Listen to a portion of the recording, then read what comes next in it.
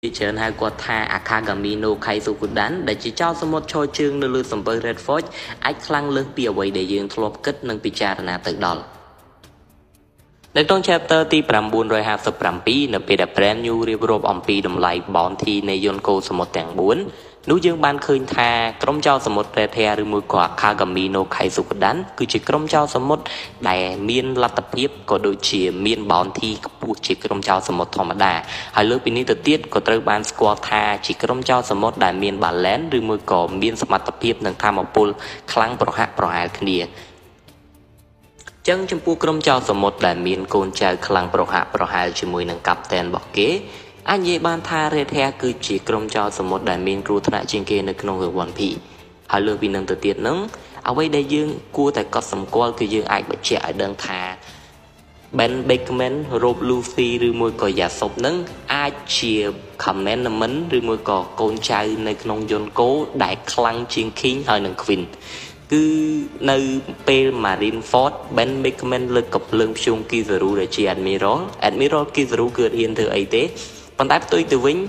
คิงหนึ่งควินใบจีเธอแอดมิรอลอารามากีเบิร์ดนุยเตรอินหลังสวัสดิ์ครูนออกจังยังไอดังทาบาสันบานนามันเนี่ยเฮียนประกาศสังเกตจมูกหนึ่งเรดแฮ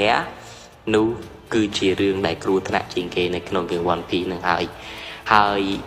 บาสันจีเรดแฮไอหนึ่งการจีเจ็ดอกว่า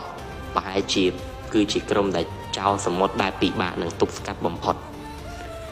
สมใบแต่เวิร์กาวมันหนึ่งมารินก็จัดตุกทาเรดแฮไพเรตหรือมือกว่าคากามิโนไคสุกุดัน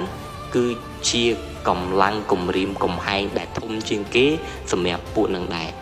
หรือก็ยังให้กว่าทาเรเทียช้างหายังเชื่อทางมาดอกปัจจุบันมีสำนวนมวยแต่งแต่พอในขนมคูกบาบเนี่ยต่างออกนี่นู่คือส่วนทาตาช้างคลังดอกกำเดินหน้าหากว่าประทำมาปุลดอยระเบียบหน้าหากอย่างนั้นยมส้มมาเพียบในทำมาปุลคลักละได้ช้างทรบันปลาหนึ่งเรื่องไรในทำมาปุลบอกกวดได้ยืงกูแต่จับอารมณ์บ้านรุมเลิกดอทำมาปุลในขนมเหืองบอลพี่ยืงกูแต่จอนจำในทำมาปุลเมนทมใบย่างคือเดวิลฟรูดฮักกี้หอยหนึ่ง ability ในขนมการปราเว็บพอนเนีย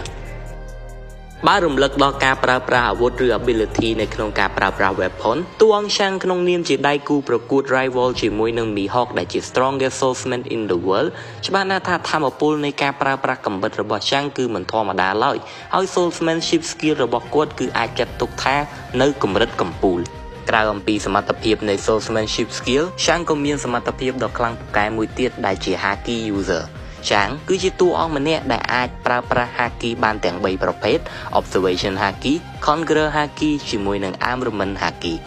รวมเลิกดอกคอนเกอร์ฮากีหรือ color supreme haki king ยังก็บ้านดังได้ทาขมิ้นโนนามันเนี่ยได้หล่อหรือมวยก่อปราในคอนเกอร์ฮากีบ้านออจาดูจีช่างเลยช่างบ้านปราคอนเกอร์ฮากีตั้งปีเพียดำบงในขนมวันพีมองมาแล้วเลือกปีนี้จะเตี้ยกรอนแต่ flicking คอนเกอร์ฮากีบอกกวดนั่นเลยสัมเปอร์บอก white beard เพื่อไอโกนจาก white beard ได้เหมือนบ้านเตรียมคลุนตุกคือบ้านดูโรเนตโรน้องเป็นสัมเปอร์หอยมีนตีตั้งคลาในสัมเปอร์ระบบ white beard คือบานเปรสรัมโดยซาตะคอนเกอร์ฮากีเบสิกบอช่างไทม์ติดพอกให้ประธานบาเนี่ยต่างออกนี่จับอารมณ์วิ่งสมใบแต่ตัวองไดมอนโจซูได้จีเซอร์ดิวิชั่นระบบ white beard pirate ก็บ้านดอทอยจริงปีคอนเกอร์ฮากีศูนย์ระบบช่างได้โดยเชี่ยเวียงบรรจงเอาคลูนเกตรบัน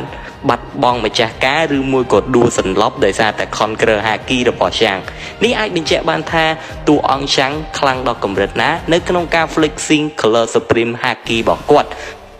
เลือกปีการปรา color supreme haki ดอกคลังมาเหตุเมียช่างก็ไอ้นิยายบานทา G advanced user จุ่มปูหนึ่งอาร์มหรือมันหนึ่ง observation haki ได้จุ่มปูอาร์มหรือมัน haki โดยเดี๋ยวยังบานคือเนี่ยกวดบานกับเนียมวยสมาจุ่มมวยหนึ่งวาดเบียดทัวร์อัพเตย์เมกดัดเจนเจปีเหมือนนึกจุ่มมวยนึกรองในสมปีดฮากีดอกคลั่งบนใต้กวดทัวร์โดยจิกเมียนเรื่องไอ้โดยปีนี้เตี้ยกวดบานเตอรองกาวีบ่าฮาบ่ออาไกนู่จุ่มมวยหนึ่งทำมาปูพนมเพลิงบ่อเก้ได้เหมือนทัวร์เอากำบัดบ่อกวดระเลียหรือมวยก่อโคยขาดบนติ๊กบนตุ้ยเลยมันเริ่มแต่ปนหนังช่างก็จีตัวอองไรวอลจุ่มมวยหนึ่งมีฮอกด้วยนี้ให้มีฮอกคือจีเนะได้มีกำบัดลุมดับกำปูได้สอบแต่ดอยฮากีปอกขมือปนแต่จีได้กูจุ่มมวยหนึ่งช่างลูกก็ยื้อไอ้ในบานทาช่างก็มีกำบัดได้สอบแต่ดอยฮากีปอกขมือได้ตึบไอ ជាការប្រកួតជាមួយនឹងមីហុកបានលើសពីនេះទៅទៀតចំពោះ observation haki យើង not take ទៅលើការដែលគាត់បង្ហាញខ្លួនម្ដងទោះថាតើមាននរណាម្នាក់ចាប់អារម្មណ៍គាត់អត់នៅពេលដែលគាត់កិច្ចអំពីការគប់របស់ Whitebeard គឺមួយប្រព្រឹត្តភ្នែកគប់ដោយមិនបាន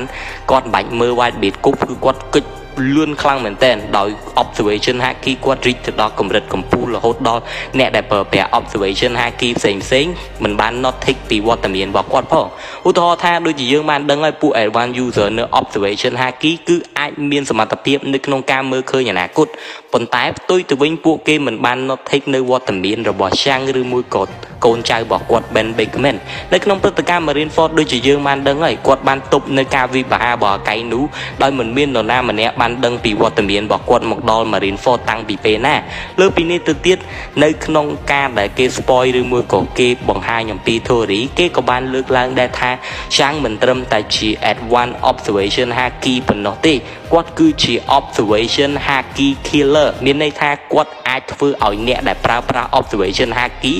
នៅមួយកន្លែងមិនអាចប្រើប្រាស់នៅ ability របស់ខ្លួនឯងបានជាងយើងអាចនិយាយបានថា haki ទាំង3ប្រភេទ Shang បានប្រើប្រាស់វាទៅដល់កម្រិតកំពូលទាំង3ហើយលើសពីនេះទៅទៀតគាត់មានកំបិតលំដាប់កំពូលទៀតគាត់ណាកំបិតរបស់គាត់មិនមែនជា supreme grade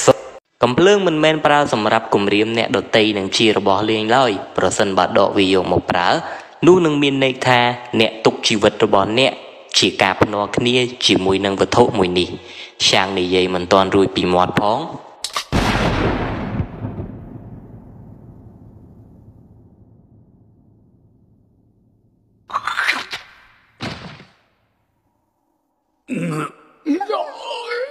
Lucky Ru តួអង្គដែលជា Top Official នៅក្នុង Red Hair Pirate ហើយក៏អាចជាគ្រូដែលឆាងគួរឲ្យទុកចិត្តខ្លាំងបំផុតគាត់បានបង្ហាញខ្លួនតាំងពីដំបូងនៃរឿង One Piece មកម្ល៉េះហើយគេចាប់អារម្មណ៍តួអង្គមួយនេះដោយសារតែរូបរាងធាត់គួរឲ្យខ្លាញ់របស់គាត់ព្រមទាំងជាតួអង្គដំបូងបំផុតដែលបានសម្លាប់មនុស្សនៅក្នុងរឿង One Piece គឺតាំងពី Chapter 1 និង Episode 4 មកម្ល៉េះLucky Ru គឺអាចចាត់ទុកជាដៃឆ្វេងរបស់ Shang ក៏ព្រោះតែគាត់មិនអនុញ្ញាតឲ្យនរណាម្នាក់គំរាមកំហែងឬមួយក៏ប៉ះពាល់ទៅលើ Captain របស់គាត់ឡើយហើយ Lucky Ru នេះដែរក៏អាចចាត់ទុកថាជាគ្រូដែលមានវ័យក្មេងជាងគេបង្អស់នៅក្នុង Red Hair Pirate បើយោងទៅតាមតួរលេខនៃអាយុដែលយើងបានដឹងអំពីគ្រូនីមួយៗនៅក្នុង Vivero Card លេខរៀងទី0018បាននិយាយថាគាត់មានឈ្មោះថា Lucky Ru មានដើមកំណើតមកពី Scotland ជាគ្រូដែលមានវ័យក្មេងជាងគេបង្អស់ហើយ Lucky Ru គឺជាដៃឆ្វេងរបស់ Shang ដោយមុខងាររបស់គាត់នៅក្នុងគ្រូគឺជាអ្នកចម្បាំងដែលមានតំណែងដូចនឹង Zoro បើសិនជាប្រៀបធៀបទៅនឹង Straw Hat Pirate ខ្ញុំមិនដឹងថាអ្នកទាំងអស់គ្នាមើល One Piece បានដល់កម្រិតណាទេប៉ុន្តែមនុស្សជាច្រើនជឿជាក់ថា Zoro គឺជា White Captain ប៉ុន្តែផ្ទុយទៅវិញនៅក្នុង Straw Hat Pirate គឺគ្មាន White Captain ឡើយដូចនេះហើយតំណែងរបស់ Zoro គឺមិនមែនប្រៀបធៀបជាមួយនឹង Ben Beckman ទេប៉ុន្តែគឺមានមុខតំណែងស្រដៀងជាមួយនឹង Lucky Ru ហើយនេះគឺត្រូវបាន reveal តាំងពី Vivero Card លេខរៀងទី0018មកម្ល៉េះវាមិនបានបញ្ជាក់ឲ្យច្បាស់នៅក្នុងសាច់រឿងទេប៉ុន្តែវាបាននិយាយរំលេចនៅក្នុងសាច់រឿងភាគច្រើនដែរប៉ុន្តែបើយើងមិនចាប់អារម្មណ៍ហើយក៏ព្រោះតែអះអាងថា Zoro ជា First Crew នោះខ្ញុំជឿថាមានមនុស្សជាច្រើនច្រឡំថា Zoro គឺជា White Captain Lucky Ru ក៏ជាមនុស្សម្នាក់ដែលអាចនិយាយបានថាគាត់ជាអ្នកដែលដឹងរឿងរ៉ាវជាច្រើននៅពីក្រោយ Gomu no ហើយគាត់ក៏ជាមនុស្សតែម្នាក់ដែលបានទៅលួចយក Devil Fruit មួយនេះពីទូករបស់រដ្ឋាភិបាលដែរដូចនេះហើយធ្វើតែមិនមានកន្លែងបញ្ជាក់ថាគាត់ដឹងរឿងរ៉ាវអំពី Gomu no មែនប៉ុន្តែអាចនិយាយបានថាគាត់មានអារម្មណ៍ដឹងថានេះគឺជា Devil Fruit ដ៏សំខាន់ទើបបណ្ដាលឲ្យ Red Hair Pirate ធ្វើការប៉ះទង្គិចជាមួយនឹងទូករបស់រដ្ឋាភិបាលបើទោះបីជាយើងបានដឹងច្បាស់មកហើយថា Red Hair Pirate គឺជាក្រុមចោរសមុទ្រដែលជៀសវាងអំពីការប្រកួតប្រជែងនិងវិវាទគ្រប់បែបយ៉ាងប៉ុន្តែហេតុអ្វីបែរជាទៅប៉ះជាមួយនឹងទូករបស់រដ្ឋាភិបាលទៅវិញនោះប្រហែលជាមានរឿងរ៉ាវអ្វីនៅពីក្រោយនឹងទើបធ្វើឲ្យមានការប៉ះទង្គិចរវាងទូករបស់ពួកគេទាំងពីរនាក់ហើយក៏ជារឿងរ៉ាវដែលអាចតាក់ទងយ៉ាងស៊ីជម្រៅជាមួយនឹង Gomu no Mi ដែរ មិនត្រឹមតែមានវ័យក្មេងជាងគេនៅក្នុងក្រុម Lucky Ru ក៏អាចនិយាយបានថាជាតួអង្គក៏ដូចជាគ្រូដែលមានល្បឿនលឿនជាងគេបង្អស់ផងដែរដោយល្បឿនរបស់គាត់គឺអាចនិយាយបានថាលឿនជាងស្រមោលរបស់គាត់ទៅទៀតនេះបើតាមអ្វីដែលពេលដែលគាត់បានទៅសម្លាប់ចៅព្រៃតាំងពីភាគដំបូងនៅក្នុង One Piece យើងអាចបញ្ជាក់ឲ្យដឹងថាល្បឿនរបស់គាត់លឿនខ្លាំងរហូតដល់គ្មាននរណាម្នាក់ចាប់អារម្មណ៍អំពីការផ្លាស់ទីរបស់គាត់ដ៏លឿនបែបនេះហើយក៏មានធ្វើរីនិយាយថាគាត់គឺលឿនដោយសារតែការ teleport ព្រមទាំងអ្នកខ្លះនិយាយថាគាត់មានល្បឿនលឿនដូចជាខ្យល់និងសំឡេងថែមទៀតផងប៉ុន្តែដោយសារតែ theory ទាំងអស់នេះមិនត្រូវបានបង្ហាញនិងមាននៅក្នុង manga ឬ anime ដូចនេះហើយវាគ្រាន់តែជាការសន្និដ្ឋានប៉ុណ្ណោះប៉ុន្តែជាក់ស្ដែង Lucky Ru គឺពិតជាតួអង្គដ៏លឿនមែនទែនព្រោះពិតតែគាត់មានរូបរាងកម្មាប់គួរឲ្យខ្លាញ់ក៏ពិតមែនប៉ុន្តែល្បឿនរបស់គាត់គឺលឿនជាងស្រមោលទៅទៀតគាត់សម្លាប់មនុស្សដោយគ្មានសំឡេងទេហើយផ្លាស់ទីដោយមិនមាននរណាម្នាក់ចាប់អារម្មណ៍ថែមទៀតផងសូម្បីតែនៅព្រឹត្តិការណ៍ Marinefordក៏គេអាចនិយាយថាការផ្លាស់ទីដ៏លឿនរបស់ Shanks ព្រមទាំង Red Hair Pirate ក៏អាចតាក់ទងជាមួយនឹងធម្មពលរបស់ Lucky Ru ផងដែរប៉ុន្តែដោយសារតែវាមិនត្រូវបានបញ្ជាក់ឲ្យជាក់លាក់នៅក្នុងសាច់រឿងក៏ដូចជាមិនត្រូវបានបង្ហាញចេញពីប្រភពណាមួយពីអ្នកនិពន្ធដូចនេះហើយយើងមិនដឹងថាតើល្បឿនដ៏លឿនទាំងអស់នេះតាក់ទងជាមួយនឹងធម្មពលនៃ Devil Fruit ឬមួយក៏ធម្មពលរបស់ Lucky Ru ផ្ទាល់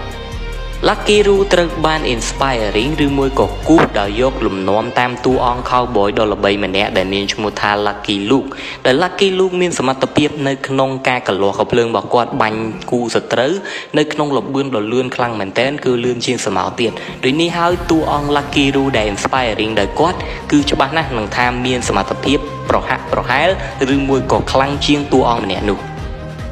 អ្វីដែលយើងមិនបានដឹងពីធម្មពលដ៏ខ្លាំងក្លារបស់គាត់តែក្នុងនាមជាសមាជិករបស់អធិរាជសមុទ្រមួយទាំងមូល Lucky Ru អាចនិយាយបានថាជាតួអង្គដ៏ខ្លាំងក្លាម្នាក់ហើយការដែលគាត់បរិភោគអាហារច្រើនលើសលប់ដូចជាយើងឃើញអញ្ចឹងបង្ហាញមុខលើកណាក៏ខំរបស់ស៊ីរហូត Lucky Ru តែងតែស៊ីអត់ឈប់អត់ឈរវាអាចជាការតាក់ទងជាមួយនឹងធម៌ពលរបស់គាត់ដែរ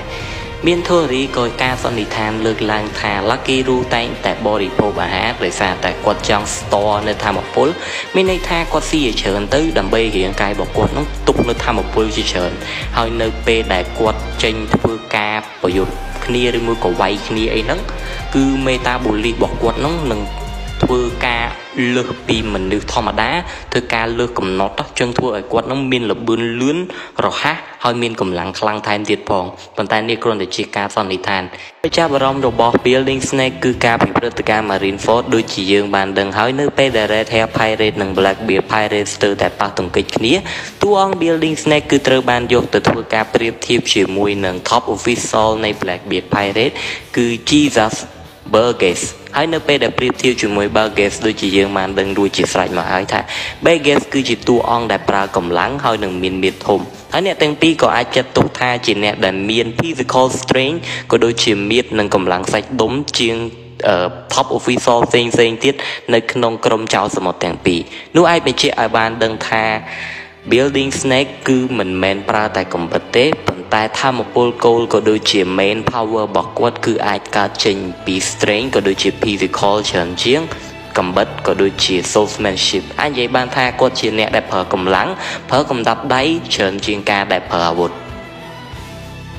ទន្ទឹមនឹងនេះដែរតួអង្គ Building Snake កាលពីព្រឹត្តិការណ៍នៃ Marineford អាចចាត់ទុកថាមានកម្ពស់ក៏ដូចជារូបរាងដែលធំជាងគេនៅក្នុងក្រុមប៉ុន្តែផ្ទុយទៅវិញនៅពេលដែល trailer ក៏ដូចជា official arc នៃរឿង Film Red បានបញ្ចេញក៏បានបើកបង្ហាញឲ្យឃើញថាតាមការពិតទៅ Building Snake គឺមានរូបរាងក៏ដូចជាកម្ពស់តូចជាង Halloween Gap ទេហើយ Halloween Gap អាចចាត់ទុកថាជាតួអង្គក៏ដូចជា official ដែលមានរូបរាងធំក៏ដូចជាខ្ពស់ជាងគេនៅក្នុងRed Hair Pirate ហើយតួអង្គមួយនេះដែរគឺមិនប្រើអាវុធឡើយហើយនេះហើយទើប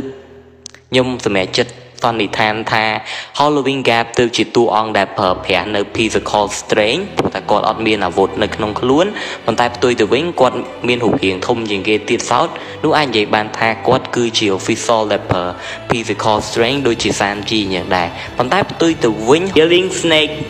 với bật miền hụt hiện thông cả bị bật cả Marineford còn tại nơi pe đảo Visual Arc ban bình chén có đôi chia trailer nơi trong hướng phim Red prom tiếng cover này manga bỏ One Piece ban bình chén chỉ chởn thạc quạt cứ chỉ tu ong để thua phở về hà vốt thua phở về cầm bớt hơi miền shaper pi đam chiều vụt toa luôn tiết sau nuôi nhôm của tụm sầm nhẹ chất tụm lẹ quạt mọc chỉ showmanship đối với hai vì mình chủng lại tết đại kê son nị than thá Building Snake គឺជាអ្នកកាត់ដៃរបស់ Kid ប៉ុន្តែយ៉ាងណាក៏ដោយរឿងហែវនៃ Red Hair Pirate គឺនៅតែជាអាចកំបាំងដ៏ធំព្រមទាំងនៅតែជាចម្ងល់នៅ fan One Piece ជាច្រើនមែនទែនហើយធម្មពលក៏ដូចជារបៀបនៅក្នុងការប្រយុទ្ធនឹងវាយប្រហារនៅតែមិនទាន់បានបង្ហាញជាក់លាក់ជាសាធារណៈពេលវេលាចេះតែខិតទៅមុខវ័យមនុស្សក៏កាន់តែចាស់សម្រស់ក៏ធ្លាក់ខុសចម្លែកត្រង់លបង Hongo ដែលជា Top Official នៃ Red Hair Pirate បែរជាឃើញកាន់តែក្មេងទៅវិញមិនខុសពី Top Official ផ្សេងទៀតនៃ Red Hair Pirate Hongo បានបង្ហាញខ្លួនតាំងពីក្បាលដំបូងនៃសាច់រឿងមកម្លេះគ្រាន់តែវត្តមានដ៏ស្ដួយស្ដើងព្រមទាំងគ្មានឈ្មោះគ្មានត្រកូលក៏ដូចជាមិនមាន role សម្រាប់លេងទៀតសោតនោះទៅធ្វើឲ្យយើងមិនសូវបានចាប់អារម្មណ៍ពីតួអង្គមួយនេះប៉ុន្តែយ៉ាងណាក៏ដោយនៅព្រឹត្តិការណ៍ Marineford យើងក៏បានចាប់អារម្មណ៍អំពី Top Official នៃ Red Hair Pirate ទាំងស្រុងគ្រាន់តែយើងមិនទាន់បានស្គាល់ឈ្មោះរបស់ពួកគេទាំងអស់